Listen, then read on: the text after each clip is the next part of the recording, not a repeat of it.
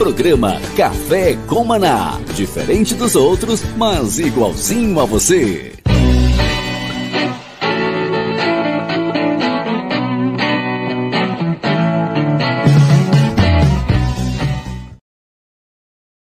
Shalom, graça e paz a todos, bem-vindos ao programa Café com Maná, programa que vem do céu, literalmente do céu, para a sua vida todos os dias. Obrigado pelo carinho, obrigado pela audiência, obrigado por você nos seguir, nos acompanhar, nos amar, nos suportar de vez em quando, discordar e concordar com a gente também.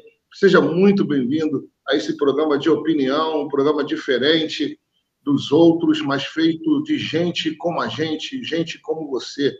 Um abraço do meu tamanho a todo o Rio Grande do Sul. Tchê! Um abração aos gaúchos e colorados, aos meus amigos e irmãos gaudéres dessa terra amada, que é terra de céu de anil, Rio Grande gigante, mais uma estrela brilhante na bandeira do Brasil. Um abraço a todos os meus amigos e ouvintes aqui na grande Florianópolis, onde eu me encontro agora, no Estreito, em Florianópolis. Deus abençoe a todos os amados irmãos aqui de Biguaçu, São José, da ilha, do continente, Santa Amaro, Palhoça, Paulo Lopes, enfim, aonde chegar aqui a nossa voz também, que receba o nosso abraço.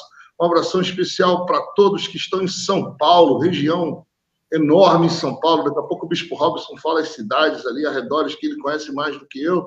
Um abraço à minha turma, meus queridos irmãos cariocas, sangue bom, todo mundo lá do Rio, a galera ouvindo a gente, meus irmãos em Cristo, na fé.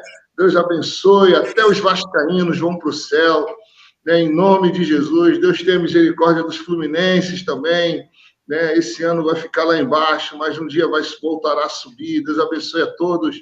Um abraço à mineirada, mineiro, a mineirada lá de Juiz de Fora. Um grande abraço e um belíssimo pão de queijo para vocês. Bem-vindo, Bispo Robson.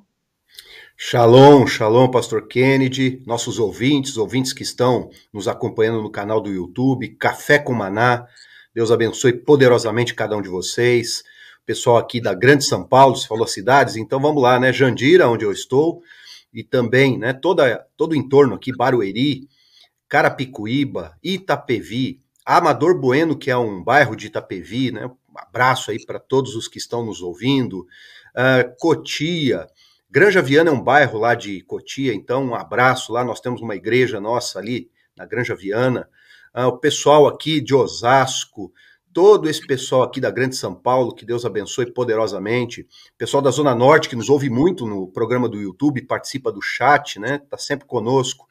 Que Deus abençoe poderosamente o pessoal da Zona Norte, o pessoal do Morumbi Sul, o pessoal ali também, né, de Interlagos, Guarulhos acompanha bastante a gente aqui também.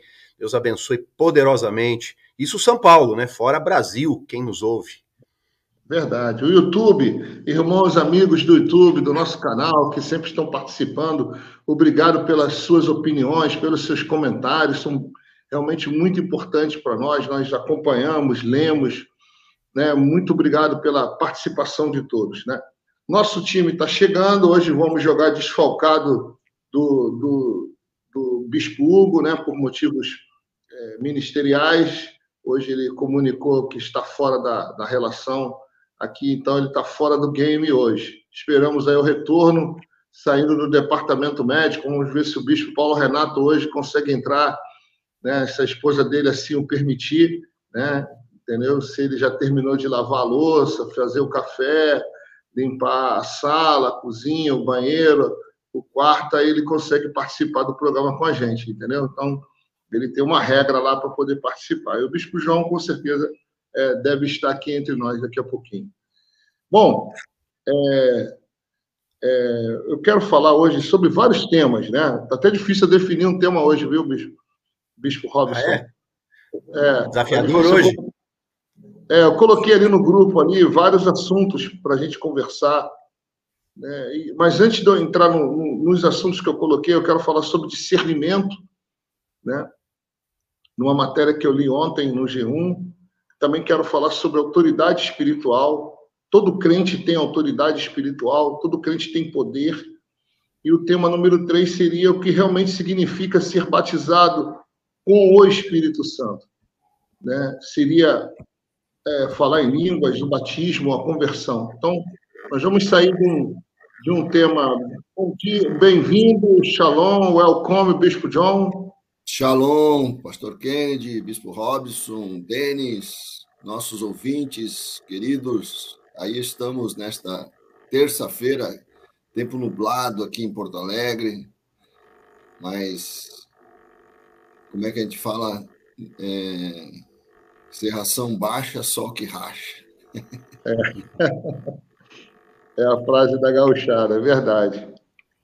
Então, bem-vindo, vamos lá, olha só, eu tenho vários temas aqui para colocar, mas antes de entrar nesse tema, até fazendo um esquenta aqui com vocês, ontem eu ouvi uma reportagem sobre a Rússia e a China, né? Eles estão numa aliança, assim, eles se aproximaram, se uniram economicamente, né? A Rússia virou o principal parceiro econômico não, a Rússia não, a China hoje é um dos principais parceiros econômicos da Rússia, né? Houve agora, eles fizeram um treinamento militar, tá, da Marinha entre a Rússia e a China. Eles estão muito alinhados, a Rússia e a China estão muito alinhados, né, numa unidade assim fortíssima, não declaradamente, mas sabemos, segundo a opinião de alguns cientistas políticos, para combater e enfraquecer, né, o monopólio dos Estados Unidos. Então, e isso eu fiquei impressionado, porque eles já foram inimigos lá atrás, né, séculos atrás, e hoje são parceiros e amigos. Então, por exemplo, a China financia armas para a guerra da Rússia contra a Ucrânia. Os Estados Unidos financia armas para a Ucrânia contra a Rússia, né?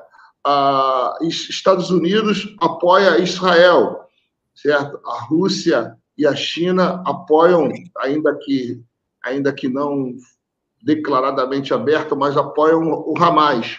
Então, nós vemos aí um versus o outro, só que agora é um bloco, né?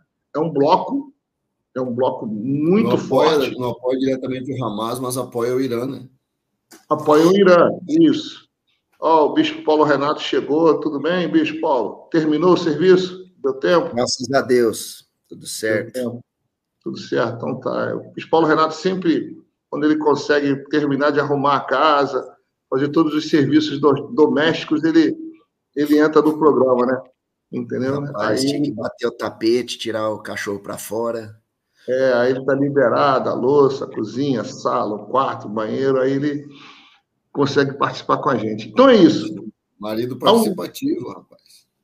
Então, mas ele tem que primeiro cumprir a regra lá da casa dele, lá, depois ele entra aqui. Aqui é provedor, cara. Aqui é provedor. Eu provejo a limpeza da casa. Aí, viu? Então, aí vamos lá. É um francês mesmo, né? Aqui é um lord, né? Em inglês, né, rapaz? É Paul Reynolds, né? É um Paul. Vamos lá. Então é isso. Esse bloco hoje está muito unido, né? E essa unidade é uma unidade perigosa. Eles não estão fracos. A economia da China, nós sabemos que é fortíssima. Está ajudando a economia da Rússia, né? Está ajudando, tanto que a Rússia está conseguindo. A Rússia já conseguiu aí quase 40% do território da Ucrânia. E se depender da China, a Rússia vence.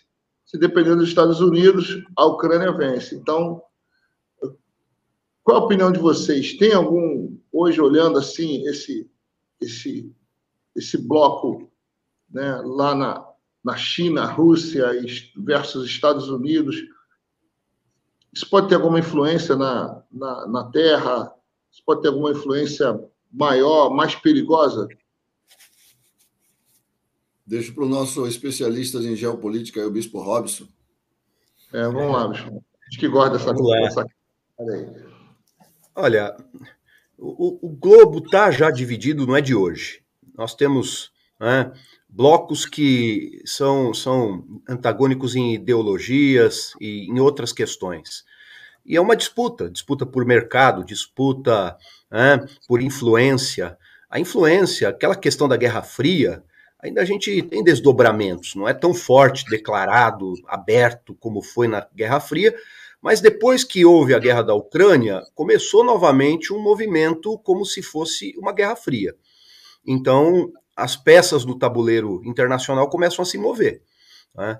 O que acontece? Nós temos o mundo ocidental, o G7, que, né, normalmente está ali, né, dos ocidentais que estão juntos, né, Estados Unidos, Canadá, Inglaterra, França, bom, enfim, alguns países que caminham juntos há muito tempo, que a grande influência é os Estados Unidos, e temos hoje, né, um outro bloco que está se formando, e a Rússia ela foi isolada. Depois da guerra da Ucrânia, ela ficou mais isolada, e ela precisa de aliados, não há dúvida. A Rússia é um grande exportador de commodities, vamos pensar assim, gás, né, petróleo e outros produtos, ela tem isso. Então, assim, para a China é excelente, porque ganha um aliado de commodities, um grande aliado bélico, né, uma potência bélica. A Rússia tem armas. Construíram agora um gasoduto via Sibéria para a China, sabia?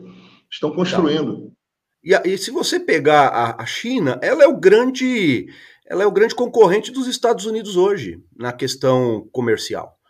Então, assim, os Estados Unidos, desde lá de trás, você lembra do Trump? O Trump ele fazia um barulho muito grande com respeito à China, aos produtos chineses, à economia chinesa, ao ponto de chegar até a criar situações para que as empresas americanas saiam da China, né? E a China hoje é o local da indústria mundial. A Ásia, tá? Não só a China, mas a Ásia. E a China quer o seu espaço, tem um governo totalitário, né? A gente sabe como é que funciona lá. Lá não é uma democracia, é um governo totalitário, de esquerda, com um viés capitalista muito forte, é bem interessante, né? Disputando mercado, e tá ali, é uma guerra. Agora, qual é o outro bloco que está se formando? É os BRICS, né? Que quer competir, querem uma moeda diferente, não querem mais o dólar. Você imagina, por que os Estados Unidos é tão poderoso? Uma das coisas que eu entendo é que o dólar é usado em todos os contratos internacionais. Todos.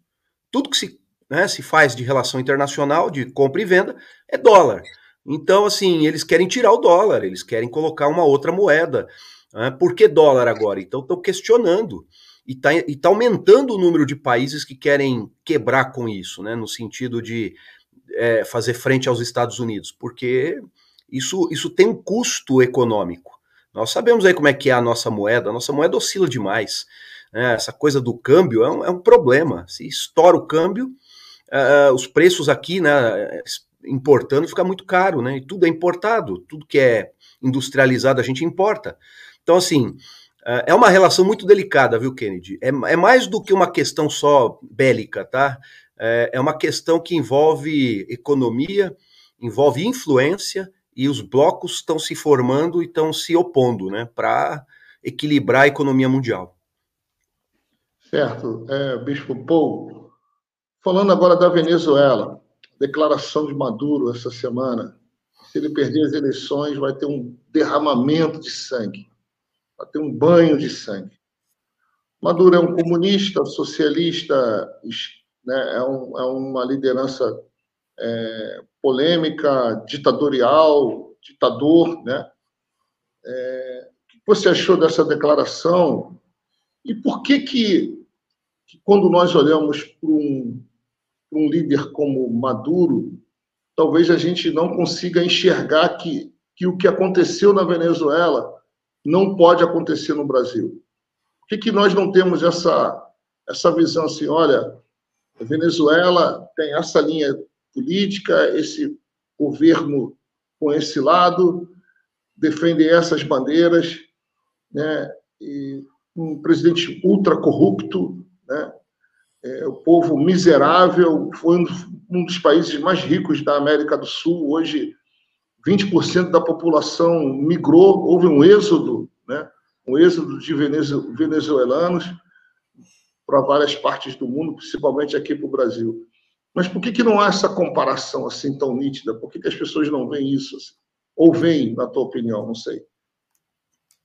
Eu creio que em parte se vê e em parte não se vê. Existe um povo que está muito preocupado em dar conta do seu mês e que, infelizmente, pouco se abastece de informação de fonte confiável, fica muito à mercê do que a grande mídia, que a gente sabe que é cooptada e é paga para noticiar aquilo que é de interesse, acaba noticiando, e fica alienado em relação a tudo isso daí, porque está tão ocupado em dar conta do seu mês que ele fala assim, esse assunto não me interessa, né?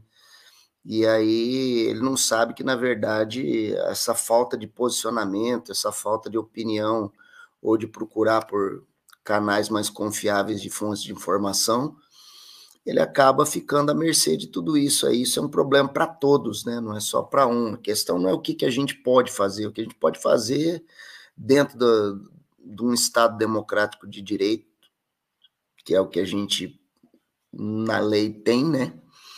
A gente pode votar, e votar com consciência para poder mudar essa realidade, tirando aqueles que vão para o caminho que a gente não quer. Mas a gente não pode pensar por todos, né? Então fica sempre, por exemplo, reações como essa nossa aqui, tentando levar um pouquinho de luz com equilíbrio o máximo possível, né? Porque a gente sabe que a gente também talvez não acerte todas, mas seja como for.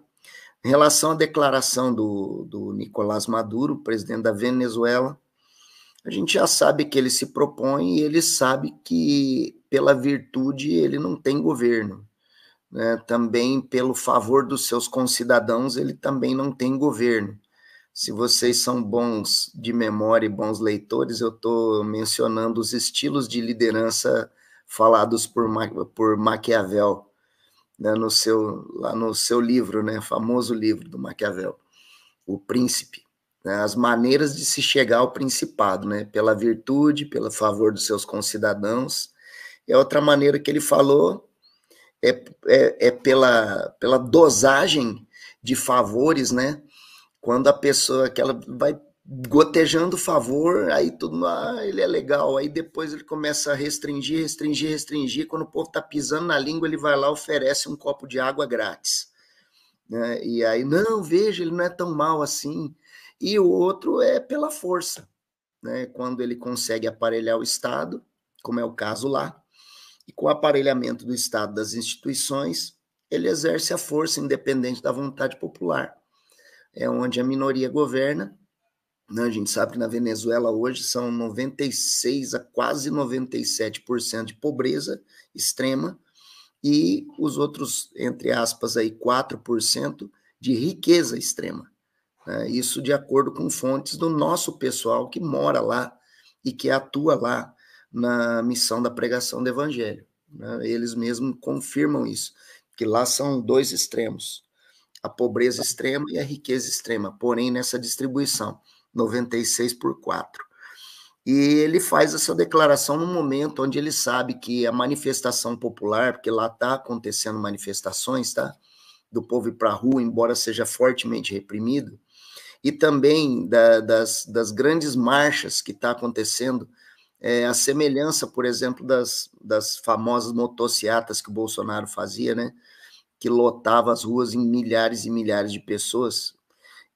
Lá também andou acontecendo manifestações assim, pró-oposição, e por conta disso a reação foi imediata, e ele faz com que aquela Maria Corina, que tinha grande chance assim, tinha todas as perspectivas de uma vitória contra ele nas urnas, né, se é que as urnas iam colaborar com isso, ele torna ela inelegível por causa de farinha de trigo lá, por causa de qualquer coisa. E agora o outro que entra no lugar dela com a proposta de oposição é ovacionado tanto quanto ela, apesar de ser menos conhecido. Então ele viu a viola em caco, e aí então ele pega e faz a memória do povo ativar, né? Dizendo que se eles não permanecerem no poder, vai ter um banho de sangue. Só que ele quer dizer isso de forma capciosa, só que ninguém é bobo, né? Claro que ele está falando de um jeito assim, daí não, eu não disse que eu vou derramar sangue. Eu disse que o povo que é conosco não vai aceitar esse resultado, vai ser ruim. Ou então foi uma expressão metafórica, como alguns da nossa grande imprensa fizeram um malabarismo louco para poder dizer que, na verdade, nada passava de uma metáfora, né? Que ele estava usando apenas uma metáfora. Mas todo mundo sabe que recado foi dado, até porque em 2019 isso já aconteceu. Tá certo. Bispo John, chegou a sua vez. Vamos lá. Ontem no G1, certo? Agora eu vou entrar no tema e a gente vai discutir um pouco cada um desses temas, tá? Vamos falar sobre discernimento, tá? Vou ler aqui uma parte da matéria. Evangélicos, olha o tema. Evangélicos se contrapõem. Opa, saiu aqui. Se contrapõem ao bolsonarismo e são contra as armas, homeschooling e prisão por aborto, indica a Datafolha. Eu coloquei discernimento para perguntar, essa matéria ela é verdadeira ou mentirosa? Né? Tem verdades nessa matéria? Né? O evangélico ele é contra as armas, né?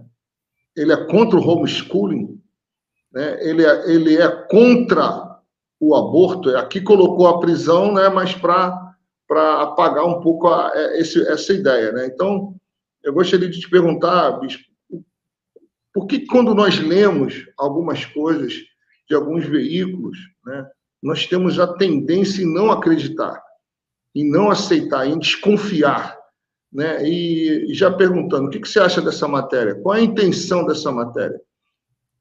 E que tipo de evangélicos eles estão falando aqui? Quem são esses evangélicos? Parece que isso aqui foi uma pesquisa, né, da Datafolha, e toda pesquisa depende muito da maneira como as perguntas são feitas, né? Eu não duvido que os evangélicos sejam contrários a uma desregulamentação das armas, né? Se você perguntar para uma pessoa na rua, você é a favor de que as armas sejam adquiridas livremente, sem nenhuma lei, sem nenhuma regra, a pessoa vai dizer que é contra, né? Porque todos nós, algumas regras têm que existir, né? Não é qualquer um que pode comprar, isso tem que ser regulamentado. Você não pode comprar uma arma como você compra 1 quilo de carne, entendeu? Não pode ter a mesma liberdade. Tem que haver uma regulamentação. Então, dependendo da maneira como a pergunta é feita, a resposta vai ser essa, né? Com relação a... Qual as outras duas perguntas que você falou? Com relação ao aborto, por exemplo, a prisão, né? Se a pessoa pergunta, você é a favor que uma criança seja presa, uma criança que foi estuprada seja presa porque aborta? É óbvio que você vai dizer que você é contra, né? Uma coisa é o aborto derivado de um estupro de vulnerável, né? E outro é você ser a favor do aborto genericamente, né? São questões muito diferentes, então depende muito de como a pergunta é feita.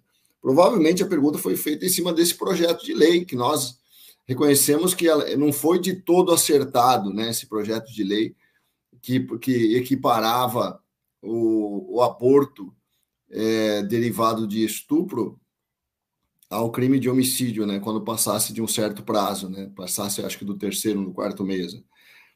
Então, depende muito de como a pergunta é feita, mas eu acredito que se você fizer uma pesquisa majoritariamente em relação a essa questão do aborto especificamente, os evangélicos são contra hoje o aborto. É claro que o aborto, existe uma campanha muito bem feita para mudar a cabeça das pessoas.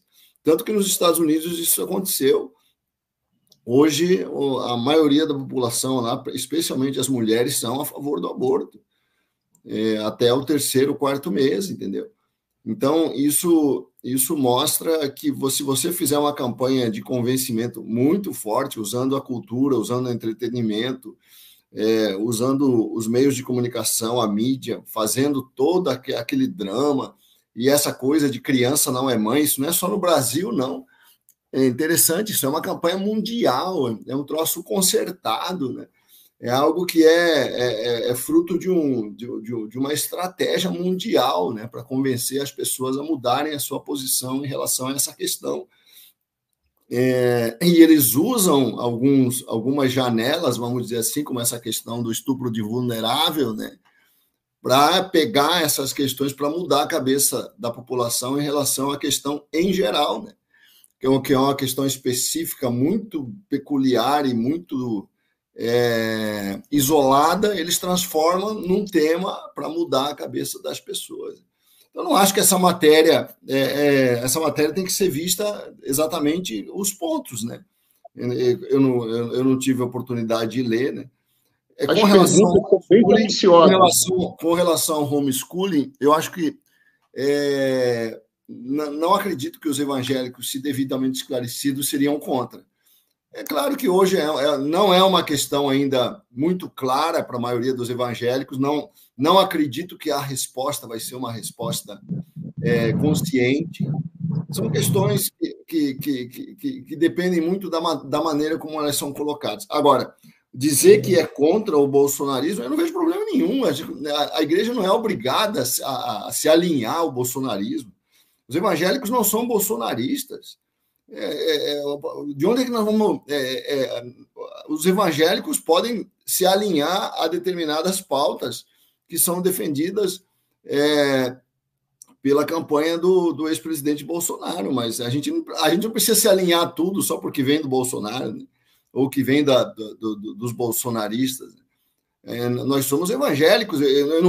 Qual é a nossa obrigação de ser a favor das armas? Eu nunca entendi isso. Por que tem que ser a favor de distribuição de arma para todo mundo?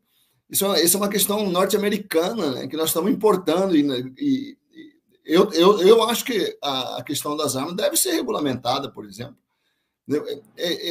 Nós não podemos ter essa postura de nos alinhar automaticamente a uma pauta de uma certa ala, né? Nós temos que, não importa de onde venha, nós temos que ter um senso crítico à luz da Bíblia, né, para analisar qualquer pauta que venha de qualquer lugar que seja.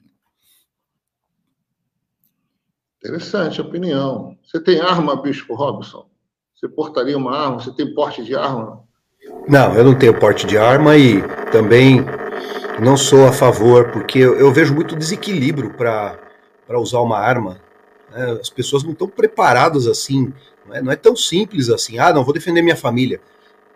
Complicado, né? Se não estiver preparado, você vai usar isso aí de uma forma completamente equivocada e vai tirar a vida de pessoas. Então, tem que ter uma regulamentação. Eu também sou a favor de uma regulamentação.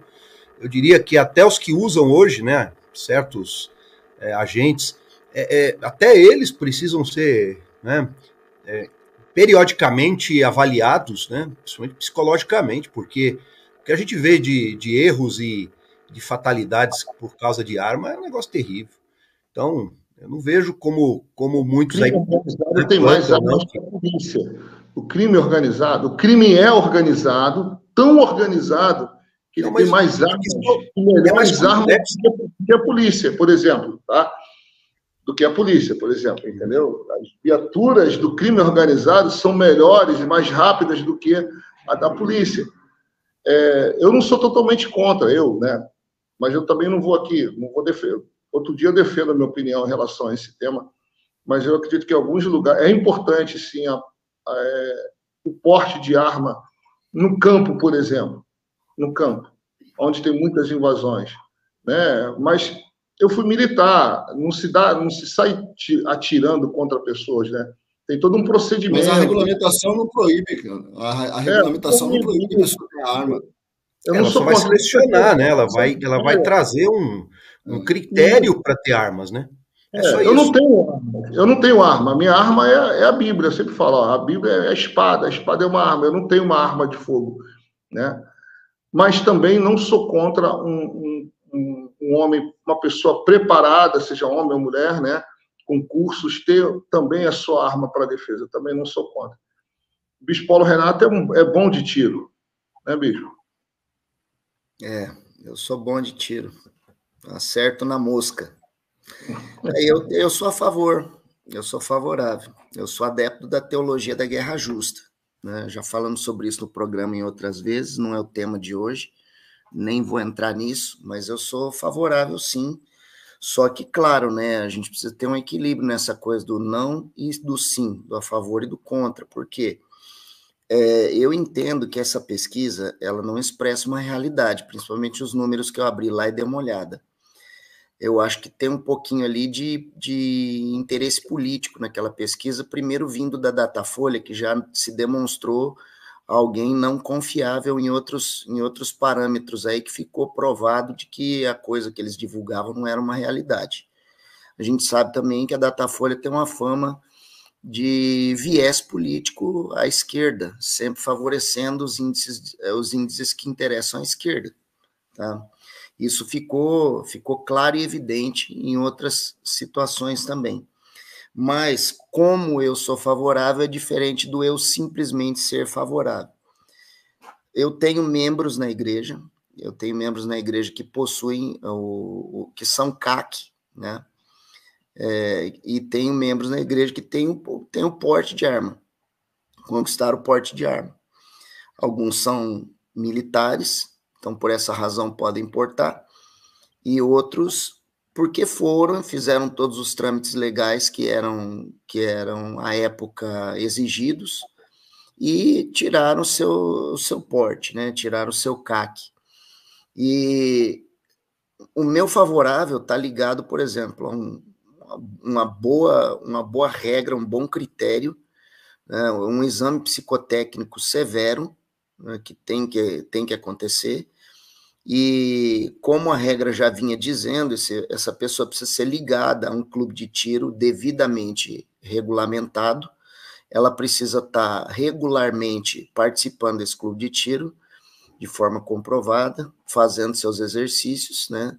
E de tempos em tempos fazendo esse exame psicotécnico, essas capacitações. Eu acredito que é um negócio que tem que ter um prazo de validade mais curto, né? Porque o dia de amanhã, nos dias de hoje, parece que chega mais rápido que antigamente, mas eu não sou contra, não.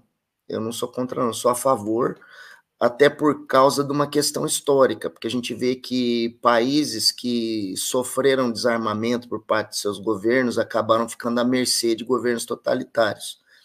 O outro fato é que quando existe uma facilitação legal, ainda que com os rigores da lei, para que a população tenha acesso às armas, a gente vê que a criminalidade fica mais atenta e diminui os seus índices.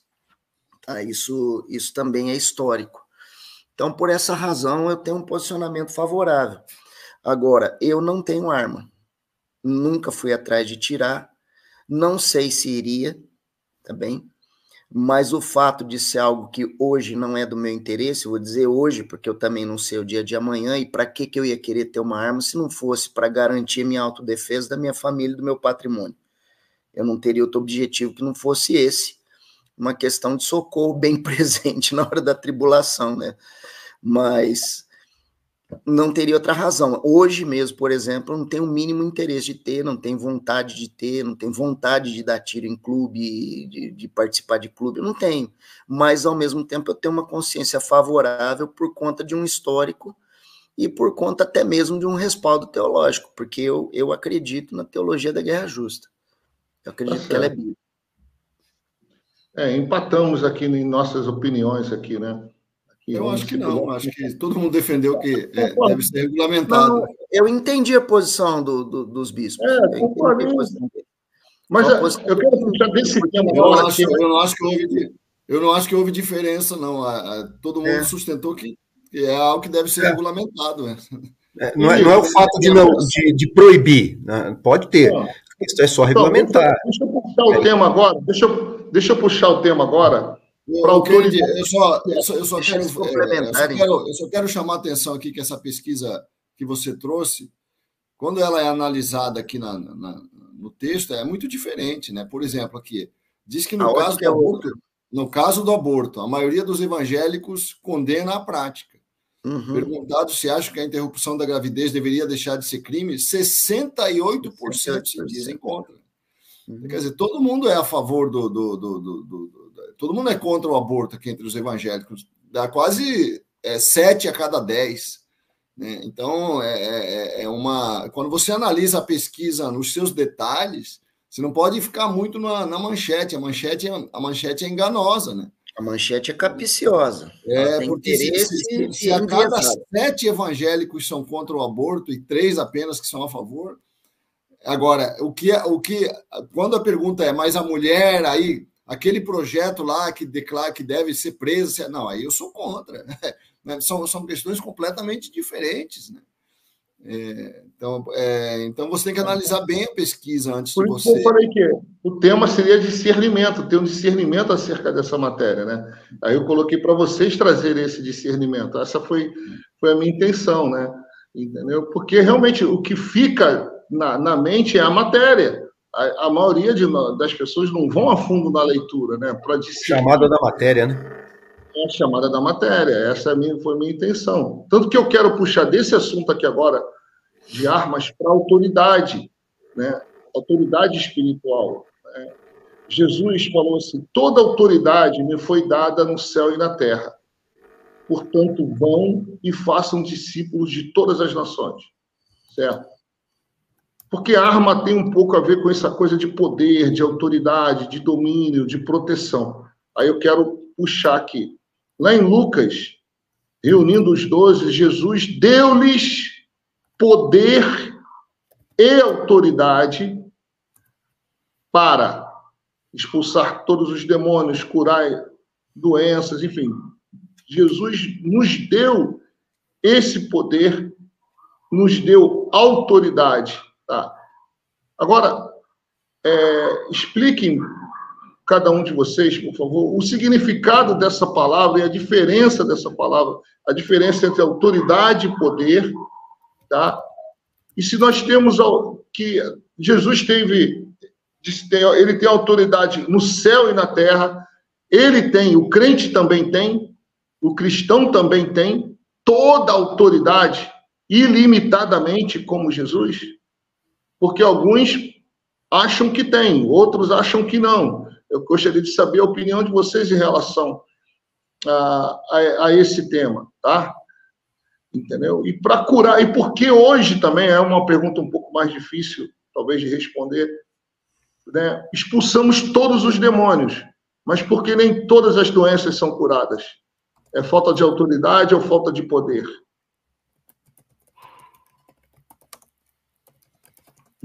Pela ordem, então, o Bispo Robson, hein? Autoridade espiritual é um negócio, né, é uma questão de discernimento também, de compreensão do que representa a autoridade espiritual. Mas volta a pergunta novamente. Desculpa que eu estava mexendo no microfone aqui, eu acho que eu perdi um pouco do sentido da pergunta. Eu vou responder, então, aqui para ajudar aí. É sobre a questão da autoridade espiritual. Todo cristão tem? O que você acha?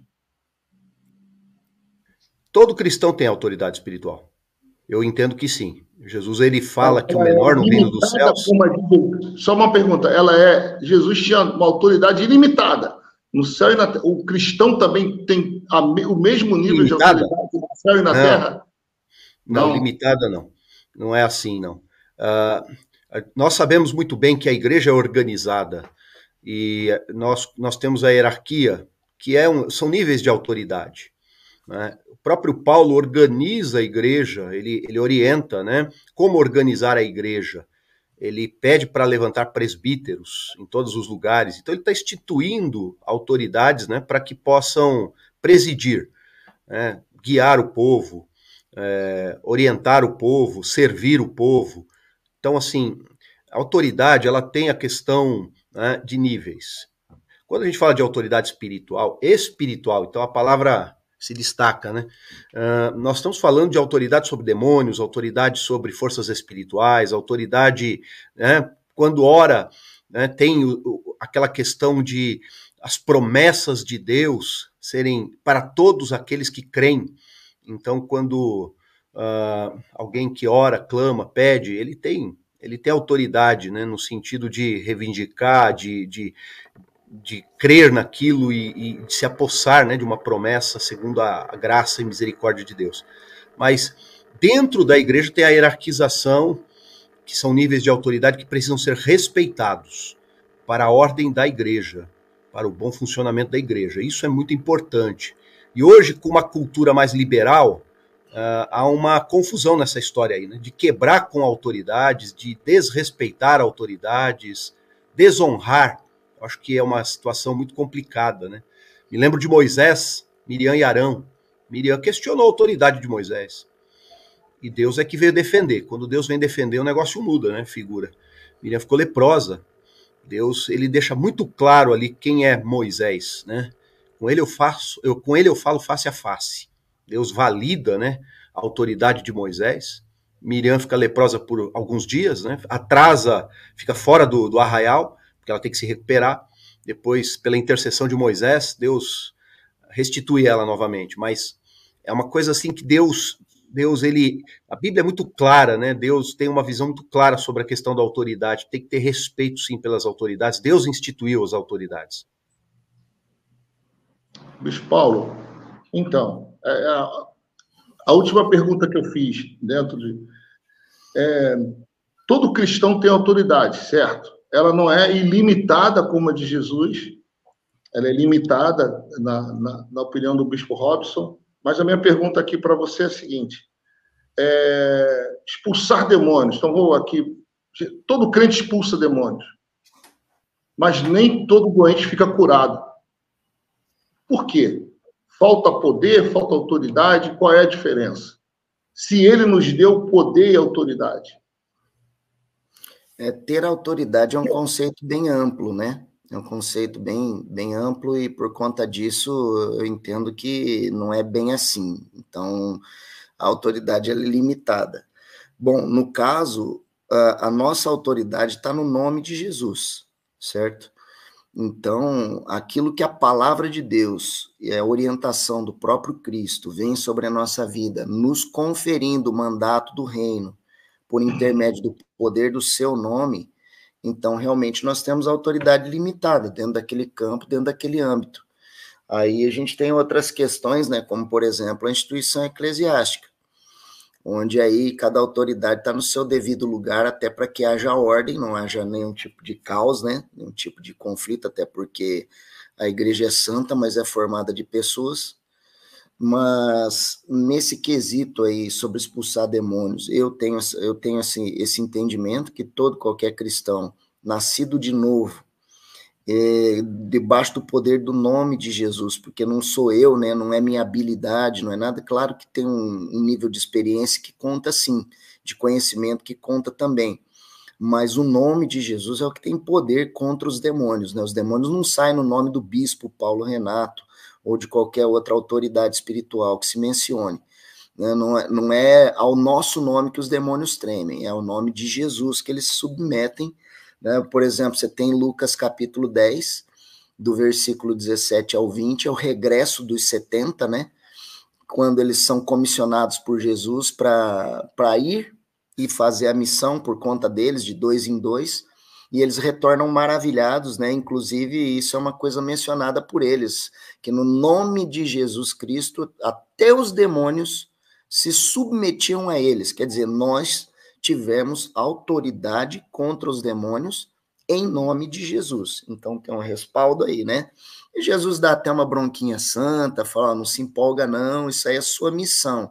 Vocês têm que se alegrar e se orgulhar o fato de que o seu nome está escrito no livro da eternidade, o fato de ser salvo, né? Que se não tiver isso, não adianta nada expulsar demônio, curar enfermo. Agora, sobre a questão da cura das enfermidades, né? O dom de curar é um dom do Espírito Santo, né? Deus realmente concede dons aos homens.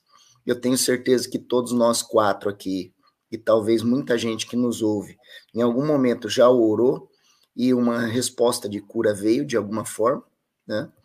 Eu tenho até algumas experiências fortes em relação à cura, mas, por exemplo, se eu orei com uma pessoa portadora de câncer e ela saiu com um diagnóstico de cura, eu orei com outra que não teve a mesma sorte, né, que não recebeu a mesma cura. E aí a gente tem uma coisa que precisa ser lembrada. Nós temos a soberania divina, nós temos a vontade permissiva de Deus, e, ao mesmo tempo, nós temos os propósitos de Deus. E a vida é a vida, né? No mundo tereis aflições. Então, é aquela coisa, né, que eu faço uma diferença entre teologia da prosperidade e teologia como é que eu uso o termo? Do triunfalismo. Teologia da prosperidade, teologia do triunfalismo. Eu acredito em prosperidade em todos os termos pela Bíblia, mas eu não acredito em triunfalismo. Quer dizer, vou ganhar todas. Se fosse assim, os apóstolos, na sua gigante maioria, ou total maioria, com exceção de João, não teriam tido o fim que tiveram.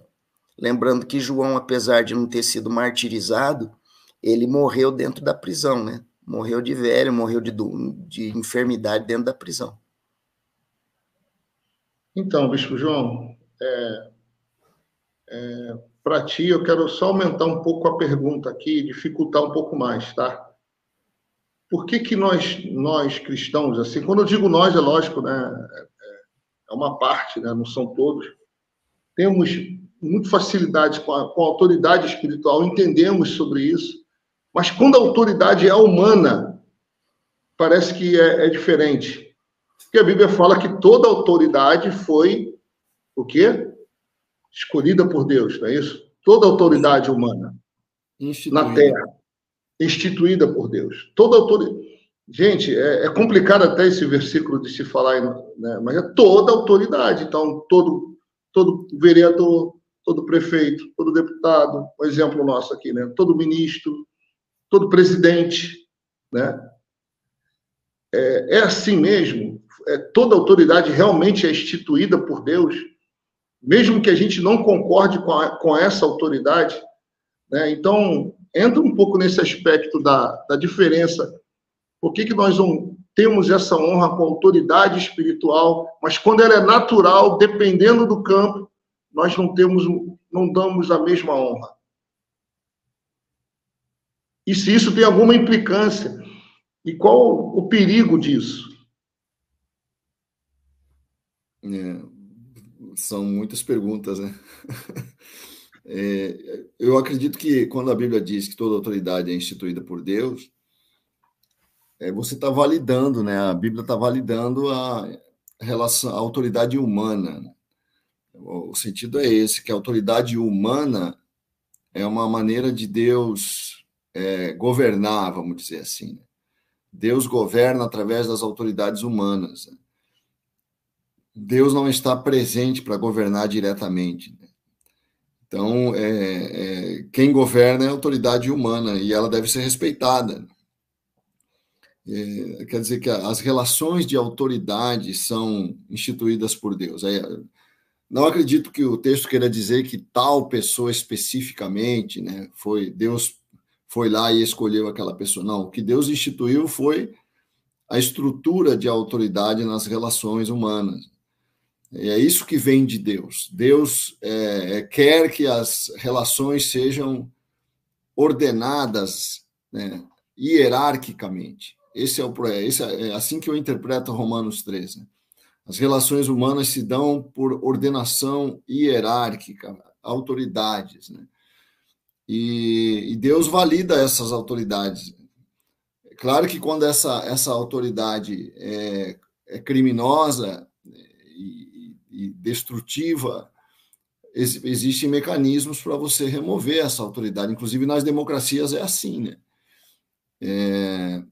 Mas essa é uma questão, não é uma questão simples, né? Mas eu acredito que o que é importante entender é que a autoridade é propósito de Deus, a existência da autoridade, o guarda no trânsito, o professor, as autoridades instituídas no governo, né, devem ser respeitadas como tais, né, como autoridade. Nós temos que ter uma postura de obediência a essas autoridades. Essa é a vontade de Deus. Como também na igreja, né, as autoridades que estão... a sociedade, as pessoas não entendem isso, porque as pessoas acham que tudo é democracia, tudo deve ser democraticamente estabelecido, mas a sociedade não é democrática. A democracia existe na escolha de algumas autoridades pelo voto, né, do presidente da República, do governador, do prefeito, dos legisladores. Para isso há democracia, mas nas relações humanas, as relações não são democráticas. O chefe no trabalho, ele não é uma democracia. Os empregados não escolhem o que fazer, entendeu? É o chefe que manda.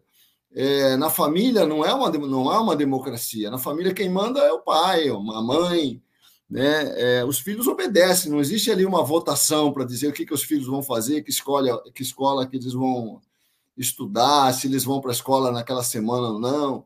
Você tem que obedecer. A relação é hierárquica.